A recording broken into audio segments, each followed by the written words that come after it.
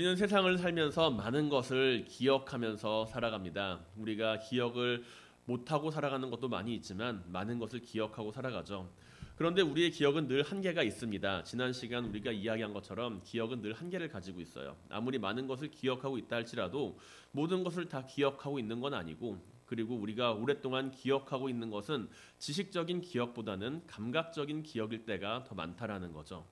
우리가 오랫동안 기억하는 것이 지식적인 것보다 감각적인 기억이라고 하는 것을 알고 있다고 한다면, 우리는 행복한 기억과 불행한 기억 가운데 나에게 있어서 더 자극적으로 다가온 것, 더 크게 느껴지는 것을 오랫동안 기억하게 된다는 것과도 같다고 이야기할 수 있습니다. 행복했던 기억이 있어요. 그리고 불행했던 기억이 있습니다. 그렇다면 우리는 어떤 기억을 더 오랫동안 기억을 하게 될까요? 나에게 있어서 더 크게 다가온 기억을, 의미 있는 기억을 남기게 된다는 거죠. 한번 생각을 해보시기 바랍니다. 어린 시절 찢어지게 가난한 집에서 태어나 당시의 상황이 무척이나 어렵고 힘들었음에도 불구하고 행복한 기억을 가질 수 있을까요? 없을까요? 가질 수 있는 사람도 있고 없는 사람도 있어요. 가질 수 있었던 사람들은 어땠을까요? 힘들었지만 온 가족이 함께 모여서 작은 기쁨을 소중하게 나누는 그러한 경험을 가졌던 사람은 두 번 다시 이제 그 시간을, 찾아오지 못할 시간을 바라보면서 행복하다, 행복했다라고 이야기를 하겠죠. 가난한 집에서 태어나서 행복한 경험만 있었던 것은 아닐 겁니다. 분명히 힘든 것도 많이 있었겠죠. 다른 사람들이 가는 여행도 못 가거나 아니면 맛있는 음식도 못 먹는다거나. 하지만 이제 그 가운데에서 가족의 소중함을 함께 느끼고 살아갔던 그 기억이 있다라고 한다면 그것은 그에게 있어서 행복한 기억으로 다가올 수 있습니다. 그렇죠? 반대일 수도 있어요. 우리가 이제 이렇게 행복한 기억이라고 생각을 했던 그 가운데 첫째, 둘째, 셋째, 넷째, 다섯째, 여섯째, 일곱째 그렇게 많잖아요. 그 가운데 이제 막내가 이제 그런 상황을 마주했다라고 생각을 해봐요. 큰형이 이제 자기에게 밥그릇을 양보하면서 자기에게 밥그릇을 양보하면서 너 이거 먹어, 나는 배불러 이야기를 하는 그런 상황이에요. 보기에는 감동적이죠. 그런데 거기에서 만약에 그 막내라고 하는 그 사람의 입장에서 우리가 생각을 했을 때, 막내의 입장에서 이렇게 궁상맞은 집, 나는 빨리 탈출해서 보다 잘 살고 잘 출세해서 이런 가난에서 탈출하겠어 라고 생각을 할 수 있을까요? 없을까요? 당연히 할 수 있죠. 그에게 있어서 그 경험은, 콩 한 쪽이라도 나눠 먹는 그 경험은요, 무엇이었을까요? 궁상이에요. 궁상 맞은 경험이고 슬픈 경험이고 두 번 다시 경험하고 싶지 않은 가난의 뼈저린 아픔이라는 거죠. 한 사람은 그 안에서 사랑을 느끼게 되었을 때, 사랑을 느끼게 되고 그 안에서 함께 나누는 그 모습 안에서 행복을 가졌더라면 우리는 그때 행복했지. 하지만 다른 한 사람은 그 안에서 다른 생각을 가지고 있을 수가 있다라는 거예요. 그것을 우리는 네 가지 글자로 동상이몽이라고 이야기를 하죠. 같은 자리에서 다른 꿈을 꾼다라는 거예요. 그렇다면 우리는 사랑을 경험을 할지라도 그 안에서 분명히 행복한 사람이 있고 행복을 느끼지 못하는 사람이 있다라는 것을 알 수 있다라는 겁니다. 그렇다면은 행복한 기억이 남는 사람과 그렇지 못한 사람의 결정적인 차이는 뭐에 있을까요? 상황이 아니라고 한다면 그 사람이 가지고 있는 가치관에 있다라는 거죠. 가치관. 똑같은 상황 안에서 다른 생각을 하는 사람들이 있다라는 것은 그들이 가지는 가치관, 생각이 다르기 때문에 다른 감정과 마음과 행동을 하게 된다는 이야기입니다. 쉽게 말해서 우리가 이 자리에서 함께 예배를 드리고 있지만 누군가는 간절한 마음으로 하나님께 기도하는 사람들이 있는가 하면은 그렇지 않고 그냥 이 자리에 앉아 있으시는 분들도 있을 거예요. 그렇다면 그 사람들은 모두가 다 같은 사건과 같은 시간을 들여서 이 자리에 있음에도 불구하고 전혀 다른 결과를 가지고 오게 된다라는 거죠. 우리는요, 경험이라고 하는 것에 대해서 늘 동일한 결과를 가져오지 않는다라는 것을 알고 있습니다. 똑같은 경험을 하는 사람들도요, 자신들이 가지고 있는 가치관에 따라서 다른 결과를 마주하게 된다라는 이야기입니다. 언제나 우리가 하는 그 경험은요, 하나를 포기하게 만드는 경험이에요. 내가 여기에 있다라고 하는 것은, 내가 이 자리에 있다라고 하는 것은 다른 무엇인가를 포기하고 이 자리에 있는 거죠. 중요한 약속을 포기하고 왔을 수도 있고 편안한 쉼을 포기하고 왔을 수도 있고 다른 무엇인가 대신에 이곳을 선택한 겁니다. 선택했기 때문에 우리는 이 자리에 있다라는 거예요. 그리고 우리가 그 안에서 언제나 우리가 선택 안에서 그 선택에 대한 경험을 마주하게 될 때 그 경험 안에서 우리가 무엇을 바라보고 나의 가치관이 어떻게 자리를 잡고 있느냐에 따라서 그 경험이 나에게 긍정적인 경험이 되느냐 아니면은 내가 여기 왜 있지? 라고 생각하는 부정적인 경험이 되느냐 두 가지의 차이로 갈라지게 된다는 겁니다. A를 선택하면은 B를 포기해야 하는 사람이 가지는 선택과 경험 안에서 우리가 그 안에서 긍정과 감사를 잃지 않는다라고 한다면 우리는 그 안에서 좋은 결과를 가지게 될 거예요. 하지만 반대로 내가 가지지 못한 것을 바라보며 불만을 가지고 투덜거리며 살아간다라고 한다면 우리는 그 안에서 결국에는 그다지 좋지 않은 결과만을 얻게 된다라는 이야기입니다. 우리는 믿음을 가지고 이 세상을 살아간다라고 이야기를 해요. 예수님을 믿는 사람들. 예수님을 믿는 사람들은요. 예수님을 믿고서 살아가는 사람들은요. 언제나 긍정과 감사라고 하는 그러한 가치관을 가지고서 살아갑니다. 믿음 안에서요. 왜 그게 가능할까요? 왜 믿음 안에서 긍정과 감사를 가지고 살아갈까요? 우리가 가지고 있는 정체성이 바로 그것을 만들어내기 때문입니다. 어떻게 우리가 가지고 있는 그 정체성이 긍정과 감사를 만들어낼까? 어떻게 그것이 가능할 수 있을까? 그것은 오늘 주님께서 말씀하신 것 같이 성령이 모든 것을 기억나게 할 것이기 때문입니다. 이게 무슨 말일까? 성령이 모든 것을 기억나게 하는데 그것이 나의 정체성과 무슨 관련이 있을까? 그렇게 생각을 하실 수 있어요.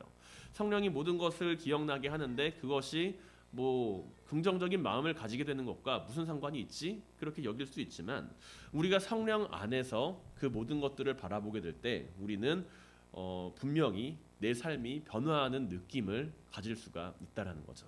성령은 다른 게 아니에요. 성령을 우리가 받았다라고 하는 사람, 성령을 받았다라고 하는 사람이 가지는 가장 큰 모습은요. 능력이 아니라 변화입니다. 성령을 가진 사람이 가지는 가장 큰 삶의 모습은요. 그 사람이 불을 내리고 아니면 하늘에서 금가루가 떨어지게 만들고 병든 자를 일으키시고 죽은 자 살리는 그런 능력이 성령의 능력이 아니라 성령의 능력일 수도 있지만 가장 근본적인 모습은요. 삶의 변화가 바로 성령을 받은 사람이 나타난다라는 거죠. 그래서 존 웨슬리라고 하는 그 감리교회 창시자도 성령을 받은 이후로 자신의 마음이 따뜻해짐을 느끼고 올더스 게이트라고 하는 그 집회에서 회심을 해요. 성령을 받은 사람은 회심을 하게 되고 그리고 그 안에서 자기가 돌아왔던 그 삶이 아니라 주님께 매인 삶을 살아가게 된다라는 거죠. 그게 바로 변화예요. 성령 안에서 변화. 그렇다면 성령을 받은 사람, 그 성령 안에서 우리가 이야기를 할 때 성령에 대해서 이야기를 계속하고 있어요. 성령에 대해서 이야기를 할 때 주님께서는 성령에 대해서 어떻게 이야기를 하고 계십니까? 주님께서는요. 성령을 마치 가르치는 영이다라고 이야기를 하십니다. 성령님께서 뭔가를 가르치신대요. 성령께서 뭔가를 가르치시는 영이 바로 성령님이라고 이야기를 합니다. 주님께서는요. 제자들을 떠나가실 때 그때가 다가오자 제자들에게 성령님을 내가 너희에게 보내주겠다라고 약속을 하세요. 그리고 보혜사 성령님, 우리가 앞선 시간에 보혜사라고 하는 이름에 대해서 함께 살펴봤습니다. 보혜사라고 하는 게 그게 성령의 이름이 아니라 직분의 그 능력, 그 행동의 역할에 해당하는 그런 부분이라고 배웠어요. 자, 보혜사 성령님은 우리에게 가르치고 기억나게 하시며 은혜를 주시는 분이다라고 이야기를 했습니다. 그리고 여기에서 성령님께서 우리에게 가르치신다라고 하는 것, 그 가르치신다라고 하는 것이 일반적인 가르침이나 일반적인 가르침이 아닌 영적인 가르침이라고 하는 것을 우리는 함께 살펴보았어요. 주님께서는 제자들을 떠나시는 가운데, 주님께서는 제자들을 이제 잘 떠나시는 가운데 이야기를 하십니다. 내가 너희에게 성령을 보내주겠다라고요. 한번 생각해 보세요. 제자들은 지금 이제 주님과 떠나야 되는 결별의 시간을 가지고 있는 그 순간이 다가오고 있습니다. 그런데 이제 이러한 상황에서 일반적으로 우리가 생각하는 하나의 카테고리는 졸업식이에요. 졸업식. 마치 유치원을 졸업한 사람이 초등학생으로 들어가고 초등학생을 졸업한 사람이 중학교로 가고 중학교를 졸업하면 어디 가요? 고등학교 졸업하면 어디 가요? 대학교. 이런 식으로 쭉 이어지는 것처럼 주님께서 이제 여기에서 내가 너희를 떠날 때가 되었다라고 할 때 우리는 하나의 졸업식, 끝맺음을 이야기를 할 수가 있다라는 거죠. 그런데 그리고 나서 주님께서는 성령님을 보내주시겠다라고 이야기를 하고 그리고 너희에게 가르칠 영을 보내주시겠다라고 함께 이야기를 하세요. 그 말은 지금 뭐라고 우리가 이해할 수 있느냐? 주님께서 세상을 떠나서 가실 때 다가오시고 너희에게 부족한 것이 있으니 너희를 가르칠 영을 성령님을 보내주겠다. 너희는 아직 부족하니까 이제 성령님을 받아서 좀 더 완벽해져라 라는 식으로 생각을 할 수가 있다라는 이야기입니다. 그런데 이렇게 바라보게 되면은 주님의 사역에 대해서 완벽하지 못한 모습을 우리는 바라보아야 한다라는 거예요. 주님께서는 이 땅에 오셔서 많은 사람들을 위해서 자신의 생명을 바치시고 그리고 십자가에 달려서 죽으셨잖아요. 그리고 그로 인해서 죄사함의 권세를 다 주시고 그리고 나서 이제 부활하시고 승천하셔서 가셨어요. 그리고 나서 성령님을 다시 이 땅에 보내시겠대. 이것을 갖다가 이제 도식화를 해서 보게 되면은 주님께서의 사역이 이만큼이 있고 성령님께서 하시는 사역이 다 이어져서 된다라고 한다면 마치 주님께서 이 땅 위에서 하신 그 일이 완벽하지 않기 때문에 성령님께서 다시금 찾아오셔야 된다라는 식으로 이해가 될 수가 있다라는 거죠. 근데 이게 맞는 말일까요? 틀린 말일까요? 맞는 말은 아니에요. 왜냐하면 주님께서 오셔서 하신 사역은 그것으로 다 끝났으니까. 그렇다면은 성령님의 사역을 우리는 어떻게 이해를 해야 할까요? 성령님의 사역에 대해서. 성령님께서는 주님을 대신하시는 것으로 오시는 것이 아니라 연장선으로 우리는 생각을 해야겠죠. 연장선으로. 유치원을 졸업하고 예수님의 사역 끝나고 이제 초등학교 들어가니까 이제 성령님의 사역이 시작되고 그런 식으로 이어지는 것이 아니라 예수 그리스도의 사역과 성령의 사역은 쭉 연결되어서 이어지는 그러한 하나의 연결 상상에 있다라고 우리는 바라보아야 한다라는 이야기입니다. 2차 교습이 아니에요. 2차 교습이나 나머지 수업이 느낌이 아니라 주님께서 하신 일에 대해서 계속해서 성령님은 그 일을 이끌어 가시는 모습이라는 겁니다. 이러한 일련의 모습 안에서 주님께서는 제자들에게 성령님을 약속하시면서 가르치시는 분이라고 이야기를 해요. 그렇다면 성령님께서 무엇을 가르쳐 주신다라는 이야기입니까? 무엇을 가르쳐 주시는 걸까?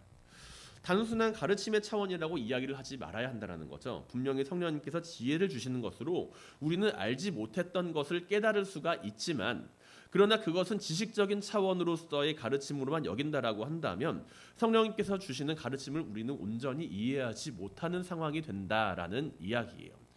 말이 조금 어렵죠? 우리가 주님께서 행하시는 그 일에 대해서 성령님의 사역을 바라보게 되었을 때 성령님의 사역이 지식적인 차원으로서 그것을 내가 성령님께 기도했더니 내 머리가 똑똑해졌어. 내가 성령님을 받았더니 내 머리가 똑똑해지고 알지 못했던 것들을 알게 되고 막 그렇게 됐어. 내 머리가 완전히 똑똑해졌어. 천재가 됐어. 그게 성령님께서 하시는 지식적인 차원의 가르침이 아니라는 거죠. 성령님께서 주시는 그 가르침은 온전히 이해하지 못하고 있는 것이 우리가 알게 하는 지식적인 차원이 아니라 영적인 차원의 깨달음에 대해서 가르치시는 그러한 성령님의 역할을 우리는 바라보아야 한다라는 겁니다. 성령 받으세요라고 이야기를 하면서 그래서 우리는 함께 이야기를 하는 게 은혜 받으시라고. 성령 안에서 뭘 받으라고 그래요? 은혜 받으라고. 은혜 받으라고 하는 그 이유가 무엇이냐 하면은 우리가 깨닫지 못하고 있는 그 삶의 모습 안에서 그 성령의 역사를 다시금 체험하게 되기를 바라는 이야기라는 겁니다. 요즘에 자기주도 학습이라는 게 이야기가 많이 유행해요. 그렇죠? 자기주도 학습. 자기주도 학습이 뭐예요? 자기주도 학습. 애들이 학교 갔다 와서 책상 위에 앉아서 누가 시키지도 않았는데 책상 위에 앉아서 갑자기 수학책을 딱 피더니 공부하고 영어책을 딱 피더니 학교 숙제하고 그리고 끝나더니 자기가 알아서 뭐 이제 학원으로 가서 엄마 나 학원 갔다 올게요. 그리고 가서 학원에서도 열심히 공부하고 그리고 돌아오는 그런 모습 아닙니까? 그게 자기주도 학습이죠? 아니에요? 맞아요? 아니에요? 맞죠? 꿈과 같은 이야기죠. 정말 꿈 같은 이야기. 자, 여기서 이제 우리 애기들이 나는 자기주도 학습을 잘한다. 그 애는 자기주도 학습 잘한다. 과연 몇 명이나 있을까? 몇 명이나 있을까요? 아마 요 앞에 있는 성저초등학교에 있는 아이들 가운데 한두 명 있으면 많이 있다라고 저는 생각을 하거든요. 그 자기주도 학습. 아이들이 스스로 하는 그러한 모습, 꿈과 같은 모습 가능할까요? 가능하다고 생각하세요? 불가능하다고 생각하세요? 가능해요? 왜 가능할까요? 왜 그 모습이 가능할까요? 아기들이 그렇게 할 수 있으니까 능력적인 차원에서 그것이 가능할까요? 아니죠. 우리는 자기주도 학습에 대한 이야기에 대해서 많이 지금 하고 있는데 그 이전에도 이런 이야기 많이 있었습니다. 20년 전에도 있었어요. 제가 학교 다닐 때도 있었습니다. 자기주도 학습. 100년 전에도 있었어요. 자기주도 학습. 단지 이름만 조금 달랐죠. 100년 전에는 이제 독학, 자학학습 이런 식으로 불렸고, 제가 20년 전에 학교 다닐 때에는 자습, 야간 자율학습, 아침 자율학습 이렇게 불렸고, 지금에 와서는 그것을 갖다가 자기주도 학습법이라고 이야기를 붙이고 있는 것 같은데, 쉽게 말하면 다 똑같아요. 애가 스스로 공부하게 만드는 상황에서 그 안에서 이제 공부하게 만드는 그런 시스템입니다. 뭐 지금에 와서는 조금 더 뭔가 방법적인 차원에서 달라졌다라고는 하는데, 결론은 똑같아요. 애들을 갖다가 스스로 공부하게 만들자라는 차원에서 그러한 취지를 가지고서 만든 겁니다. 제가 고등학교 다닐 때 야간 자율학습이 밤 11시까지 있었어요. 밤 11시까지 야간 자율학습이 있었는데, 그거를 이제 안 하면은 선생님한테 엄청 혼납니다. 아이스 하키채 이따만한 거를 가지고 와서, 자, 지난 시간에 자율학습 빠진 놈들 다 앞으로 나와. 다 엎드려요. 그리고 나서 빵 때립니다. 아침 시작이 그거였어요. 아침 시작이 아이스 하키로 야간 자율학습 빠진 애들 맞는 걸로 시작을 합니다. 그렇게 그랬어요. 그런데 그렇게 맞으면서 애들이 밤 11시까지 남아 있습니다. 안 남아 있으면 맞으니까 남아 있어요. 그럼 뭐 할까요? 11시까지. 11시까지 자율학습 하신 분들 뭐 하셨어요? 공부만 주구장창 했나요? 만화책 봤죠? 친구랑 수다 떨었죠? 잠잤죠? 저도 그랬어요. 밤 11시까지 고등학교 학생들을 붙잡아 놓고 자습을 시키는 그 상황에서 선생님들이 요구한 거는요, 너네가 이제 스스로 공부를 해라. 우리가 시간과 장소를 제공할 테니 너희가 스스로 잘 알아서 공부해라. 알잘 딱깔센. 알아서 잘 딱 센스 있게 잘 공부해라. 그렇게 공부를 시켰어요. 그런데 아이들은 공부를 했을까? 하는 친구도 있고 안 하는 친구도 있습니다. 굳이 하는 친구들을 살펴보면은 학교 숙제하는 친구들이 많았어요. 만화책을 가져와서 선생님 몰래 보는 친구도 있었고, 그 시간에 잠을 자는 친구도 있었습니다. 야간 자율학습을 빠져나갔다가 몰래 다시 돌아오려고 담 넘는 사람들도 있었어요. 꾀병 부리는 척 하는 친구들 있었습니다. 소를 물가로 끌고 와도 그 물을 마실 수가 없게 한다라고 하는 그 모습이 딱 맞는 모습이었죠. 그런데 이 친구들이 정말로 열심히 공부하는 상황이 발생을 해요. 언제일까요? 시험 기간에. 시험 한 이틀 전, 일주일 전, 3일 전, 그 전날 애들은 누가 시키지 않아도 다 책부터 펴고 공부합니다. 왜 할까요? 분명한 목적이 있으니까. 내일 모레 시험 본다. 분명한 목적이 있으니까 애들은 공부하기 시작합니다. 선생님이 찍어준 문제를 막 암기하는 친구도 있고, 야, 나 이거 모르는데 내일 시험 보니까 좀 알려줘라고 스스로 평소에는 문제집을 보지도 않던 친구들이 와가지고 공부 잘하는 친구한테 가서 물어보기도 하는 그런 시즌. 그 시즌이 바로 시험 시즌이에요. 누가 시키지 않아도 자기주도 학습이 이루어지는 그 시즌이 바로 시험 시즌입니다. 목적이 분명하기 때문이죠. 그 친구들은 자신들이 목적이라고 하는 것, 시험이라고 하는 그 목적을 가지고 있을 때, 그때 누가 시키지 않아도 공부를 하기 시작한다는 이야기입니다. 성령님은 우리에게 무엇을 알려주시는 분일까요? 무엇을 가르치시는 분일까요?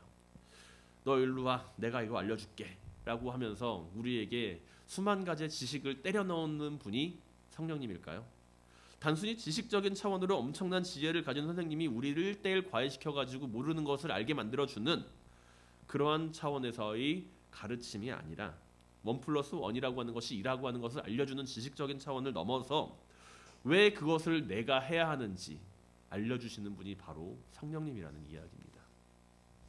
그렇게 우리는 성령의 은혜를 구하는 가운데 간구해야 할 것을 깨달아 알게 되기를 간구해야 한다는 거예요.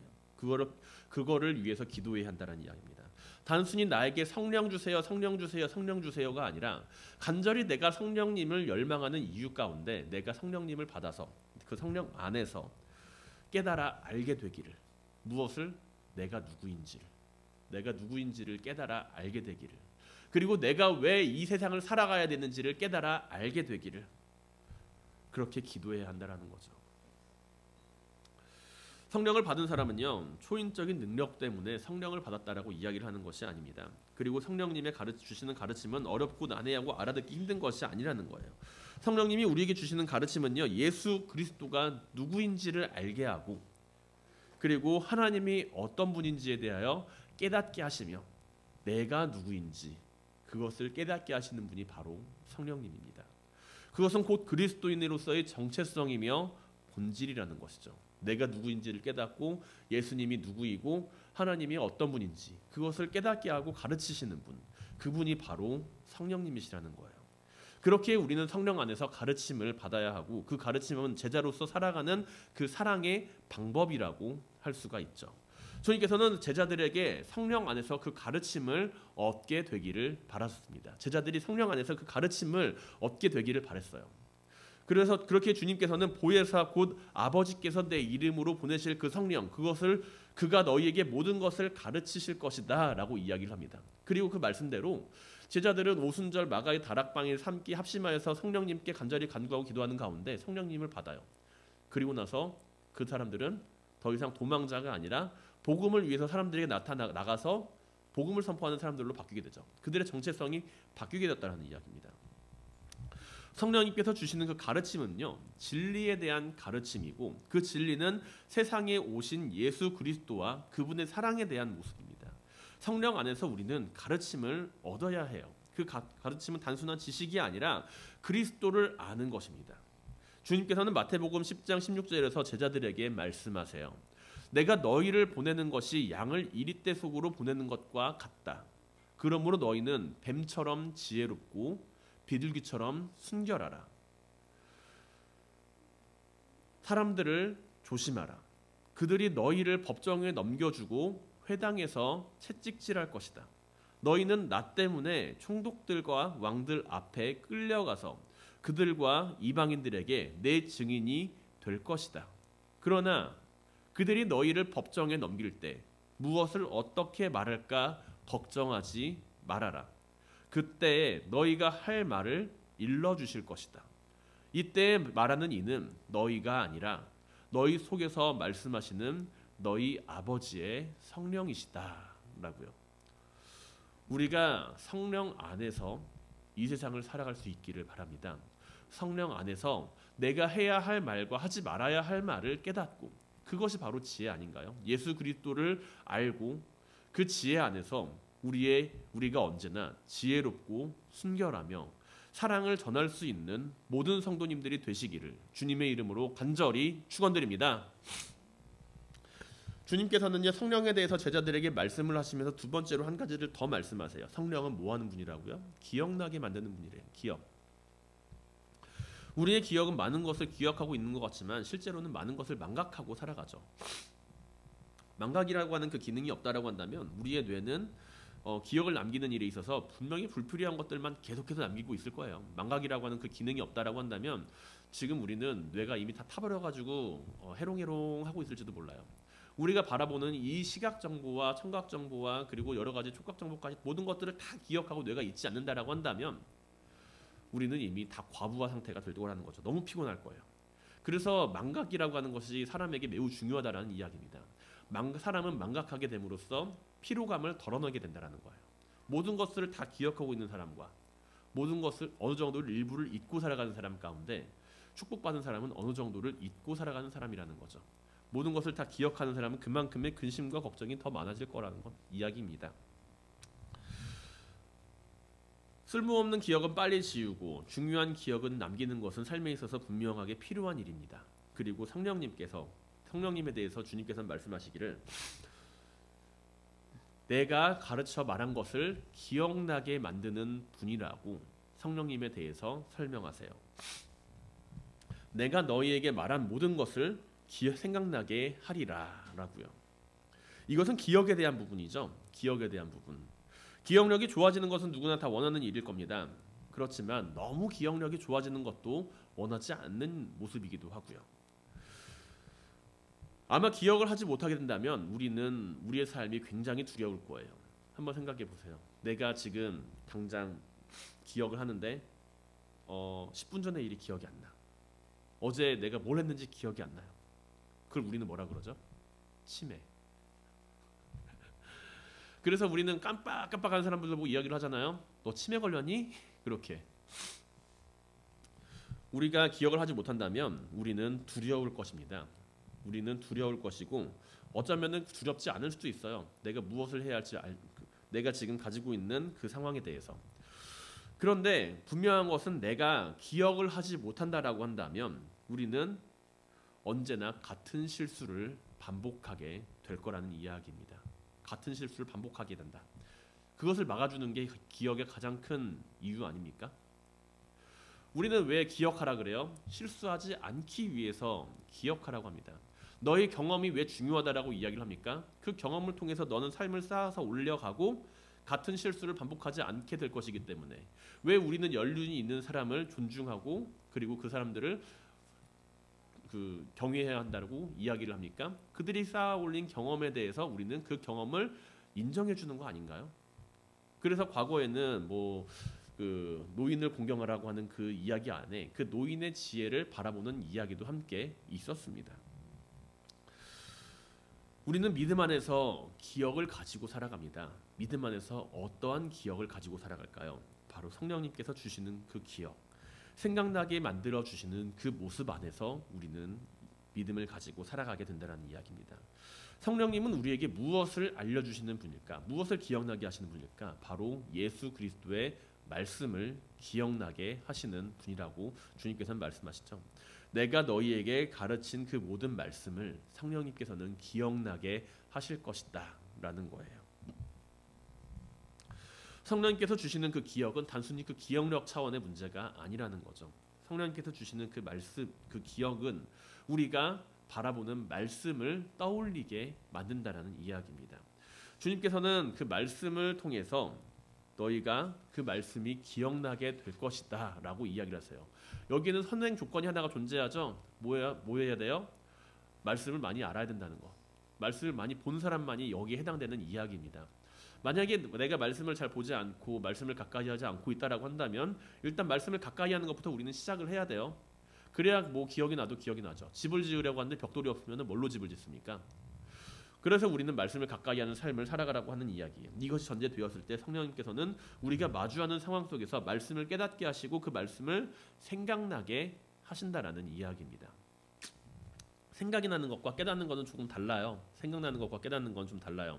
나는 레시피를 생각하지만 레시피를 깨닫지는 않습니다. 생각나게 되는 것은 과거에 경험한 사실을 떠올리는 것이라는 거죠. 물론 생각이 나게 돼서 깨닫게 되는 과정으로 연결이 될 수도 있지만 생각이 난다라는 것은 일반적으로는 그 말씀이 내 마음속에서 다시금 떠오르는 그런 느낌이에요. 그리고 우리 안에서 이것은 다양하게 작용됩니다. 힘들고 어려운 상황 속에서 우리는 여러 가지를 생각하게 되고 떠올리게 돼요. 기쁘고 즐거울 때에도 여러 가지를 생각하고 떠올리게 됩니다. 그리고 성령님께서는 그 안에서 우리에게 말씀으로 인도해 주신다라는 이야기입니다. 성령님께서 함께 하시는 가운데 우리가 아무리 그러한 모습을 마주할 수 있다라는 거죠. 나의 삶 속에서, 나의 생활 속에서 그 말씀이 떠오르게 하시는 분, 그분이 바로 성령님이라는 이야기입니다. 아무리 말씀을 많이 읽었어도 그것이 떠오르지 않는다라고 한다면 우리는 한번 생각을 해봐야 된다라는 거예요. 그것을 내가 단지 지식적인 차원으로 받아들이고 있는지 아니면은 하나님의 말씀으로서 성령님 안에서 그것을 받아들이고 있는지.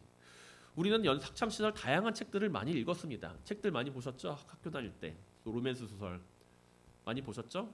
만화책도 보신 분도 있을 것이고, 그리고 이제 무협지 같은 거를 보신 분들도 있을 것이고, 교과서만 주구장창 파신 분들도 있을 것이고, 여러 가지 책들 많이 봤을 겁니다. 그 가운데 생각나는 건 뭐예요? 어떤 책이 생각납니까? 가장 기억에 남는 책 있어요? 왜 그것이 기억이 날까요? 그것이 나에게 엄청나게 큰 지혜를 줘서, 엄청나게 큰 깨달음을 줘서 우리는 그 생각난다라고 하는 그 안에서 여러 가지를 떠올리겠지만 나의 상황을 떠올리게 될 때가 많이 있습니다. 당시에는 내가 잘 기억이 나지 않아도 비슷한 상황 가운데 처하게 되었을 때 우리는 말씀을 떠올리게 된다는 거죠. 그 문장이 당시에는 기억이 나지 않아도 내가 그 소설 속의 주인공과 비슷한 상황에 처했을 때, 아니면은 내가 읽었던 시의 한 구절과 비슷한 상황에 내가 처하게 되었을 때 우리는 그러한 상황 안에서 내가 그때 이런 시도 읽었었는데 라고 하면서 비슷한 상황을 떠올리게 된다는 거죠.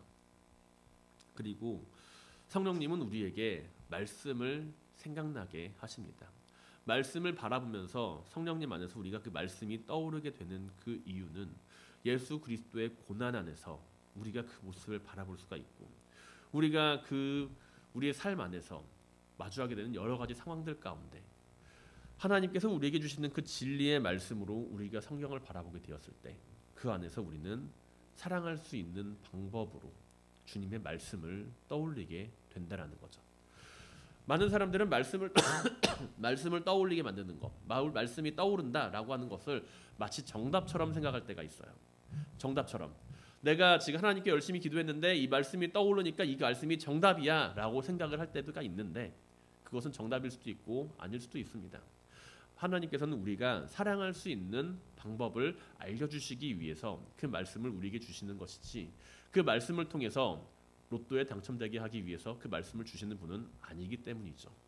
우리가 그 말씀이 떠오르게 되었을 때 우리가 바라보아야 할 것은 내가 이 말씀을 통해서 어떻게 그들을 사랑할 수가 있는가, 내가 이 말씀을 통해서 어떻게 아이들을 사랑할 수 있는가, 내가 이 말씀을 통해서 어떻게 하나님의 그 사랑의 마음을 깨달을 수가 있는가를 바라볼 수가 있어야 한다는 거죠. 바로 그게 성령님께서 우리에게 말씀을 떠오르게 만드는 모습이라는 이야기입니다. 지난 주일식에 제가 말씀을 드렸어요. 우리는 우리가 가지고 있는 그 모습 안에서 무관심을 받는 사람이 되는 것이 아니라 사랑을 전하는 사람들이 되어야 한다고요. 우리가 사랑을 전하는 가운데 마주하는 그 모습은 박해가 될지언정 우리가 사랑을 전하지 않으면서 예수님을 믿는다라고 하는 그 모습 안에서 사랑을 전하지 않으면서 마주하게 되는 그 모습은 박해가 아니라 무관심이 될 수가 있다라는 이야기를요. 우리는 성령에게 이끌려 광야로 가신 주님의 모습을 기억합니다. 그 안에서 주님께서는 성령으로 이끌림을 받으셔서 사탄에게 시험을 치르셨으며 하나님을 사랑하고 그 이웃을 사랑하는 모습을 나타내 보이셨어요. 십자가에 달리시기까지 늘 성령 안에서 하나님의 일을 이루어 가시며 마지막까지 하나님을 사랑하고 자신의 옆에 달린 그 강도와 같은 일을 사랑하시는 그 주님의 모습을 우리는 바라보게 됩니다. 우리가 성령님을 받아서 이 세상 속에서 수많은 사람들에게 선한 영향력을 끼치는 사람들, 초대교회의 사도들로부터 시작을 해서 오늘날의 수많은 사람들에 이르기까지 성령을 받은 사람들의 모습은 늘 예수 그리스도를 주로 고백하며 그 사랑을 전하고 실천하는 일에 열심을 나타낸 분이었다라는 거죠. 성령님은요, 단지 우리의 입장을 변호해 주실 뿐만이 아니라 우리가 해야 할 말을 알려주시는 분이라는 이야기입니다. 내가 무슨 말을 해야 할지를 알려주시는 분이 성령님이라는 거예요. 우리가 성령을 받았을 때, 우리가 성령 안에서 살아갈 때 예수 그리스도를 믿음으로 고백하고 나의 삶이 진정으로 바뀌어서 성령 안에서 내가 예수를 바라보고 그분을 나의 구세주로 고백하게 될 때 우리는 사람들 앞에서 내가 해야 할 말을 알게 될 겁니다. 우리는 그 안에서 주님의 말씀이 생각이 날 것이기 때문이죠. 사랑하는 성도 여러분, 성령 안에서 함께 말씀을 바라보시길 바랍니다. 말씀을 보지 않으시는 분들이 있다라고 한다면 먼저 말씀을 먼저 보시기를 바라고요. 그리고 만약에 말씀을 열심히 보고 계시는 분이 계시다라고 한다면 성령 안에서 그 말씀을 함께 깨닫게 되는 지혜가 있게 되기를 바랍니다. 말씀을 가까이 하는 삶을 통해서 주님께서 누구이신지를 알게 되고 우리의 삶에서 그리스도인의 정체성을 가지고 살아가며 성령님이 생각나게 하시는 말씀 안에서 우리의 삶이 이루어질 수 있기를 바랍니다. 단지 예수님을 잘 믿어서 내가 똑똑해, 내가 예수님을 잘 믿어서 축복받았어, 그러한 1차원적인 믿음을 이야기하는 것이 아니라 단지 내가 예수님을 잘 믿어서 나타나는 그런 지혜롭고 똑똑한 사람이 아니라 여호와를 두려워하는 것이 지혜의 첫걸음이요 거룩하신 분을 아는 것이 깨달음이다 라고 하는 잠언 9장 10절의 말씀처럼 우리가 진정으로 성령 안에서 지혜로운 자, 깨닫는 자, 은혜를 받는 자가 되고 그리고 그로 말미암아 우리의 삶에 주님의 사랑과 말씀이 가득하게 되기를 주님의 이름으로 간절히 축원드립니다.